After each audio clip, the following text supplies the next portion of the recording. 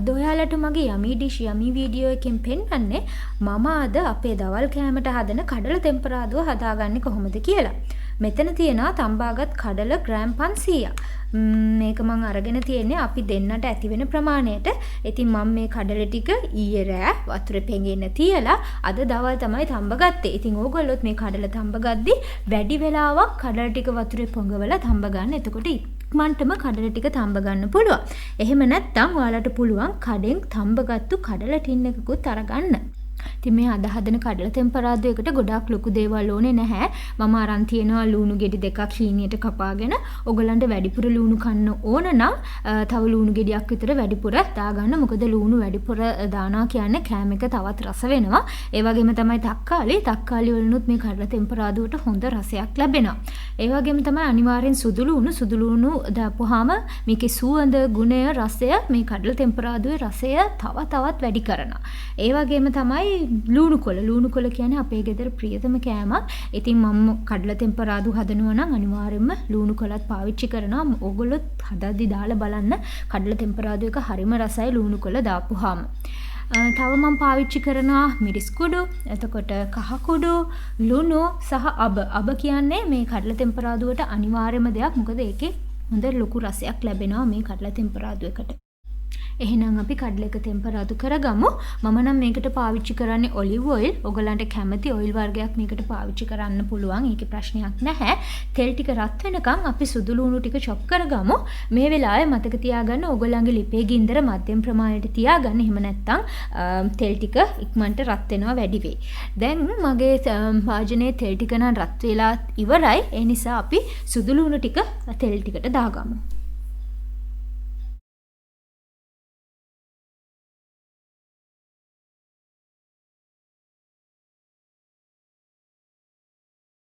දැන් නම් සුදු ලුණු ටිකෙන් හොඳ සුවඳක් එනවා. ඉතින් තාම නම් තෙම්පරාදු වෙලා මදි. අපි තව චුට්ටක් මේ සුදු ලුණු ටික රන්වන් පාට වෙනකන් චුට්ටක් අපි තව ටිකක් තෙම්පරාදු කරගමු. දැන් අපේ සුදු ලුණු එක රන්වන් පාට වෙලා හොඳ සුවඳක් එන නිසා අපි දැන් ලුණු ටික එකතු කරගන්නවා. මේ ලුණු ටික දාලා අපි හොඳට මේක කලවම් කරන්න ඕනේ. මොකද සුදු ලුණුයි තෙලුයි ලුණුයි අපි කපාගත්ත මේ ලුණු ටිකයි හොඳට මිශ්‍ර වෙන්න ඕන. එතකොට තමයි මේක ලුණු එකට මේ සුදු ලුණු වල තියෙන රසය ඔක්කොම උරාගන්නේ සහ මේ තෙල් එකෙන්ම තමයි මේ ලුණු එක තැම්බෙන්නේ. ඉතින් ඒ නිසා මේක හොඳට කලවම් කරගන්න ඕන.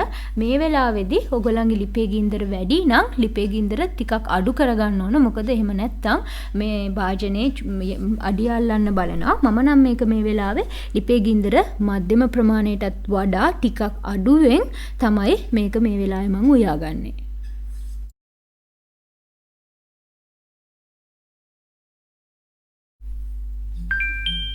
මේ කඩල තෙම්පරාදුවේදී මට ඔයගලන්ට ඉස්සෙල්ලා කියන්න බැරි වුණා අපි අනිවාර්යයෙන්ම කෑලි මිරිස් කුඩු පාවිච්චි කරනවා. ඉතින් මේ මිරිස් කුඩු වලට අමතරව කෑලි මිරිස් කියන්නේ මේකට අත්‍යවශ්‍යම අපේ කඩල තෙම්පරාදු කරගන්න එකට ඕන.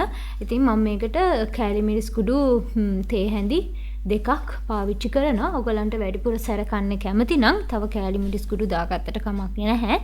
මෙතෙන්දි මම කියන්න ඕන ඔයගොල්ලෝ කෑලි මිරිස් කුඩු කෑලි මිරිස් කන්න කැමති නැත්නම් ගම් මිරිස් උනත් කමක් නැහැ. මේකට පාවිච්චි කරන්න පුළුවන්. ඉතින් අපි කෑලි මිරිස් කුඩු ටිකක් දාලා හොඳට මේක මිශ්‍ර කරගන්න ඕන. හැමතිස්සෙම ඔයගොල්ලෝ මතක තියාගන්න ලිපේ ගින්දර චුට්ටක් අඩු කරලා තියාගන්න. මොකද එහෙම නැත්තම් මේක අඩිය අල්ලන්න බලනවා. ඔයගලන්ට ලිපේ ගින්දර මදි කියලා හිතෙනවා නම් ඒ වෙලාවට චුට්ටක් ගින්දර වැඩි කරගන්න. අපේ ගෙදර චුට්ටක් සැර කන නිසා මම මේකට මිරිස් කුඩු චුට්ටක් එකතු කර ගන්නවා. මම තේ හැඳි එකමාරක් වගේ මිරිස් කුඩු දාගත්තා. දැන් මේ ඔක්කොම හොඳට කලවම් කරනවා.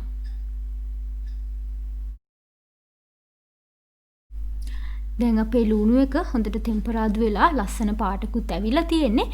මේ වෙලේ අපි අබ තේ හැන්දක් දාගන්නවා.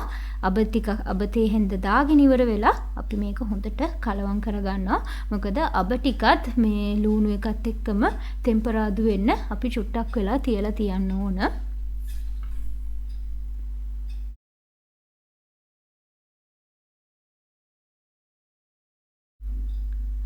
දැන් අපි තක්කාලි ටික අපේ ලුණු තෙම්පරාදුවකට එකතු කරගමු.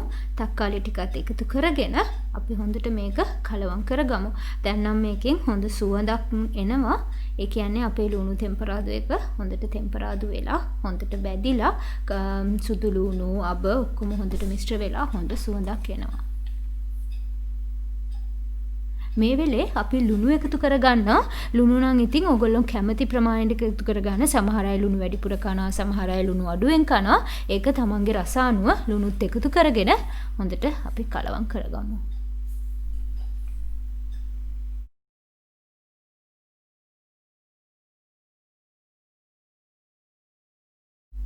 මේ වෙලේ අපි කහ කුඩු තේ හැඳි භාගයක් විතර අපේ කඩල තෙම්පරාදුවකට එකතු කරගන්නවා.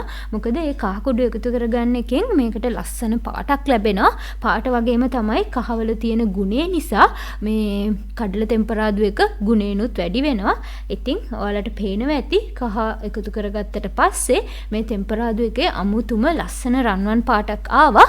ඉතින් ඒ නිසා කහ කුඩුත් ඔයගොල්ලෝ ඒක අත්‍යවශ්‍යම නැහැ. ඔයගොල්ලෝ කැමති නම් කහ කුඩු චුට්ටකුත් එකතු කරගන්න. මම නම් ඉතින් කඩල තෙම්පරාදු කරද්දි කහ කුඩු අනිවාර්යයෙන්ම එකතු කරගන්නවා. ඊළඟට අපි අපේ කඩල ටික තඹගත්තු කඩල ටික චුට්ට එකතු කරගමු. ඔක්කොම එකපාරම එකතු කරගන්න නැහැ. ටිකක් දාලා හොඳට මිශ්‍ර කරලා ඊතුරු කඩල ටිකත් දාලා මිශ්‍ර කරගන්නවා. හොඳට මේ වෙලාවෙත් මම ලිපේ ගින්දර අඩුවට තමයි දාලා තියෙන්නේ. ඉතින් මොකද එතකොට මේක අඩිය අල්ලන්නේ නැහැ. ඒ නිසා අපි ලිපේ ගින්දරත් හොඳට හැමතිස්සෙම කල්පනාවෙන් අඩුවට තියලා අපි මේක හදාගමු. දැන් මම හොඳට මේක කලවම් කරගන්නවා. අපේ ලුණු, තක්කාලි, අබ මේ ඔක්කොම හොඳට කඩල එකට තෙම්පරාදු වෙලා කඩල එකට හොඳට මිශ්‍ර වෙන්න අපි මේක හොඳට කලවම් කරගමු. මේ වෙලාවේ මම ලිපේ ගින්දර සම්පූර්ණයෙන්ම වගේ වැඩි කරගන්නවා. මොකද අපි දැන් කඩල තෙම්පරාදු කරගෙන ඉවරයි. දැන් අපි අන්තිම ස්ටෙප් එකේ තමයි ඉන්නේ. අපි ඊළඟට ලුණු කොළ ටික මේකට එකතු කරගන්නවා. ඉතින් ලුණු කොළ ටික එකතු කරගන්න කලින් ලිප සම්පූර්ණයෙන්ම වැඩි කරලා මම ඊට පස්සේ ලිප සම්පූර්ණයෙන්ම ඔෆ් කරනවා. මොකද මේ කඩල එකේ තියෙන මේ රස්නෙන් ලුණු කොළ ටික හැදෙනවා. ඒ නිසා ලිප සම්පූර්ණයෙන්ම ඔෆ් කරලා ලුණු කොළ ටික කඩල තෙම්පරාදුවකට දාගෙන හොඳට මිශ්‍ර කරගන්නවා.